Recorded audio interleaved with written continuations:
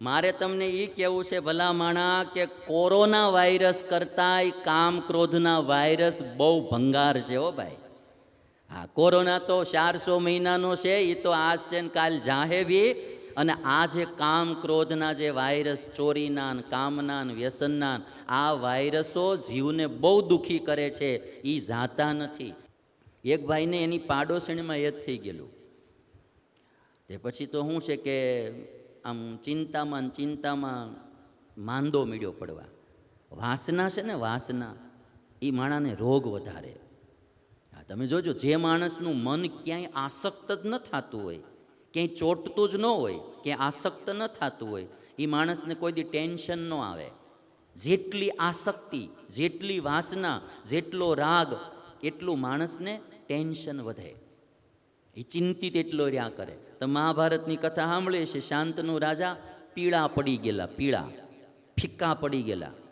એનો વાન જોઈને ભીષ્મને ખબર પડી ગઈ હતી કે બાપા ક્યાંક ચોટ્યા છે. હા, ભીષ્મને એના ઉપરથી ખબર પડી ગઈ હતી આ ક્યાંક આસક્ત થયેલા છે. હા, જે માણસ આસક્તિવાળો હોય ને, એ તમે જોજો એક તો પીળો મળશે પડવા. એને એનું માઇન્ડ અશાંત રહ્યા કરશે, ઉદ્વેગ રહ્યા કરશે. એને કોઈક બોલાવશે તોય ગમશે નહીં, એને કોઈ પાસે આવશે તોય ગમશે નહીં, ઉદ્વેગ રહ્યા કરશે. એટલે આ ભાઈને પાડોશણીમાં એ થઈ ગયેલું, એટલે ચિંતિત રહ્યા કરે, ઉદ્વેગ રહ્યા કરે. પછી તો બકવાસ ઉપડી ગયો, બકવા ઉપડી ગયો, કાંઈકનું કાંઈક બક્યા કરે, મગજ આખું અપસેટ થઈ ગયેલું. દવાખાને લઈ ગયા. ડૉક્ટરને બધી તપાસ કરી, ડૉક્ટરને એમ થયું કે આને મગજમાં ઇફેક્ટ થઈ ગઈ છે, એટલે એકવાર મગજની બધી મેમોરી આની હું લોસ કરી નાખું. હવે એની પાસે છે કાંઈક એવી દવા, એટલે જેમાં કોમ્પ્યુટરમાં કેમ આપણે હાર્ડ ડિસ્કને ફોર્મેટ મારે એટલે બધું મેમોરી કાઢી નાખે, એમ ડૉક્ટરે દવા દઈ અને એના માઇન્ડની, મગજની બધી મેમોરી લોસ કરી નાખી. એકદમ ફોર્મેટ મારેલું કરી નાખ્યું અને આમ એકદમ તાજું માઇન્ડ કરી નાખ્યું. પછી એણે એના પતિ, એ ભાઈને પૂછ્યું, એના પત્ની બી સાથે આવેલા દવાખાને. એના પત્નીને લાવ્યા ડૉક્ટર અને કહે છે કે આને તમે ઓળખો છો? આવડો મોડો આમ જોયા કરે અને કે ના, કે આને, કારણ કે મેમોરી લોસ થઈ ગયેલી બધી ટોટલી, હવે કોઈને ઓળખતો જ નહોતો, એટલે એ કે નથી ઓળખતો. પછી ડૉક્ટરે ઘણા પ્રયત્નો કર્યા, કાંઈ પણ આને યાદ આવે છે કે નહીં, બધું પૂછ્યું. પછી છેલ્લે કીધું કે તમને કોઈનું નામ યાદ આવે છે? તે ઓલી પાડોશણનું નામ બોલ્યો આવડો. એટલે ડૉક્ટરે તરત એના પત્નીને બોલાવ્યા કે આ કોનું નામ એ બોલ્યા? તો એ કહેતી તો અમારી બાજુવાળીનું છે. એટલે ડૉક્ટર મીડ્યા હસવા. ડૉક્ટર હસતા હતા એટલે આવડા એણે ડૉક્ટરને પૂછ્યું, સાહેબ તમે કેમ હસો છો? સાહેબ કે મેં કે હાર્ડ ડિસ્ક આખી ફોર્મેટ મારી નાખી તોય પણ મારો વાયરસ બારો ન નીકળ્યો. એ કે હાર્ડ ડિસ્ક આખી ફોર્મેટ મારી પણ તોય મારો વાયરસ બારો. મારે તમને એ કહેવું છે ભલા માણા કે કોરોના વાયરસ કરતાંય કામ ક્રોધના વાયરસ બહુ ભંગાર છે હો ભાઈ. હા, કોરોના તો 400 મહિનાનો છે, એ તો આજ છે ને કાલ જાહે બી. અને આ જે કામ ક્રોધના જે વાયરસ, ચોરીના ને કામના ને વ્યસનના, આ વાયરસો જીવને બહુ દુઃખી કરે છે, એ જાતા નથી. ફોર્મેટ મારીને તો એ વાયરસ નથી જાતો. એટલે મારે ને તમારે બધાએ આમાં થોડીક સાવધાની રાખવાની જરૂર છે. કારણ કે આપણે બધાએ છે ને, હમણાં એક જણો બિચારો ભગવાનને કહેતો હતો કે એ પ્રભુ હવે તમે છે ને એ કે આ 2020ને ડિલીટ મારો. એ કે આમાં એ કે વાયરસ ઘૂસી ગયો છે. 2020ને તમે ડિલીટ મારો, નવું અપલોડ કરો, આમાં વાયરસ ઘૂસી ગયો છે. અને અમુક પ્રકારના વાયરસ ઘૂસી જાય ને એ પછી મરી પછી જાય છે, ત્યાં સુધી જાતા નથી. એ બિચારો કહે છે, જો તમે ગાડી ઉપર બેઠો બેઠો કે આ 2020ને ડિલીટ મારો. એટલે આ કથાઓ છે ને ભાઈ, કોઈ આવા વાયરસ ઘૂસી ગયા હોય ને તો એને ડિલીટ મારવા માટે, એને ડિલીટ મારવા માટે. અને હું હોઉં કે તમે, આપણે બધા જીવ અનેક જન્મોથી આ માયામાન સંસારમાં ભટકતા આવીએ. ભાતના વાયરસો ઘૂસી ગયેલા છે. હા, ભાતના વાયરસો ઘૂસી ગયા છે. અને તમે જોશો આ કોમ્પ્યુટરમાં સૌથી મોટો રોગ હોય તો કયો ભાઈ? વાયરસનો. એક વાયરસ આવે તમારા બધા જ ડેટા કરપ્ટ કરી નાખે. એક વાયરસ આવે, એક વાયરસથી બધા ડેટા કરપ્ટ કરી નાખે, બધું તમારી મહેનત ઉપર પાણી ફેરવી નાખે. આ શરીરમાં પણ વાયરસ જ સૌથી મોટો ભયંકર રોગ છે. કેટલી પ્રકારની વાયરલ બીમારીઓ થયા કરે. વાયરલ બીમારીઓ એટલે વાયરસથી ફેલાતી બીમારી. આ કોરોના એક વાયરસને કારણે કેટલી દુનિયા દુઃખી છે તમે જુઓ. વળી પાછું આપણે કહે છે કાલથી જરા બધું કંઈક આવે છે નિયમો બધા, કારણ કે આ વાયરસ જ એવો ભયંકર છે. અને એ વાયરસ કરતાં પણ કામ, ક્રોધ, લોભ, માન, ઈર્ષ્યા, રાગ, દ્વેષ, વાસના, આ બધા વાયરસ બહુ ભંગાર છે. મને તો સૌથી ખતરનાકમાં ખતરનાક વાયરસ વાસના લાગે. હા, એ આવે ને એટલે આપણને ઢીલા પાડી નાખે, હવા વિનાનું ટાયર હોય ને એવા કરી નાખે. અને ક્યાંય વાસના જ ન હોય ને ક્યાંય આસક્તિ જ ન હોય ને, એટલે તમારી પાસે આ દુનિયાનું કાંઈ ન હોય ને તો તમે બાદશાહ થઈને ફરતા હો. હા, એ નિર્વાસનિક માણાની પાસે કાંઈ ન હોય ને તો એ આમ તમારે બાદશાહ જેવું જીવન જીવતો હોય, કારણ કે એને કોઈ ઈચ્છા જ ન હોય, એને ઢીલો પાડે કોણ? અને જેને ભાત ભાતની ઈચ્છાઓ અને વાસનાઓ રહ્યા કરતી હોય એ માણસ હાવ કંગાળ ને ગરીબ લાગે, એ માણસ ઢીલો ઢફ લાગે, એ માણસ પીળો લાગે, ફીકો લાગે, એના જીવનમાં નૂર દેખાય જ નહીં. એટલે વાસનાઓ ટાળવી, એના માટે સ્વામિનારાયણ ભગવાને આ વાત કીધી, ક્યારે વ્યભિચાર ના કરો. મારે તમને એ કહેવું છે ભલા માણા કે કોરોના વાયરસ કરતાંય કામ ક્રોધના વાયરસ બહુ ભંગાર છે હો ભાઈ. હા, કોરોના તો 400 મહિનાનો છે, એ તો આજ છે ને કાલ જાહે બી. અને આ જે કામ ક્રોધના જે વાયરસ, ચોરીના ને કામના ને વ્યસનના, આ વાયરસો જીવને બહુ દુઃખી કરે છે, એ જાતા નથી. એક ભાઈને એની પાડોશણીમાં એ જ થઈ ગયેલું. તે પછી તો શું છે કે આમ ચિંતામાં માંદો મીડ્યો પડવા.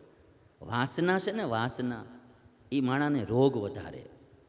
હા, તમે જોજો, જે માણસનું મન ક્યાંય આસક્ત જ ન થતું હોય, ક્યાંય ચોંટતું જ ન હોય, ક્યાંય આસક્ત ન થતું હોય, એ માણસને કોઈ દી ટેન્શન ન આવે. જેટલી આસક્તિ, જેટલી વાસના, જેટલો રાગ, એટલું માણસને ટેન્શન વધે. એ ચિંતિત એટલો રહ્યા કરે. તો મહાભારતની કથા સાંભળીએ છે, શાંતનુ રાજા પીળા પડી ગયેલા, પીળા ફિક્કા પડી ગયેલા. એનો વાન જોઈને ભીષ્મને ખબર પડી ગઈ હતી કે બાપા ક્યાંક ચોટ્યા છે. હા, ભીષ્મને એના ઉપરથી ખબર પડી ગઈ હતી આ ક્યાંક આસક્ત થયેલા છે.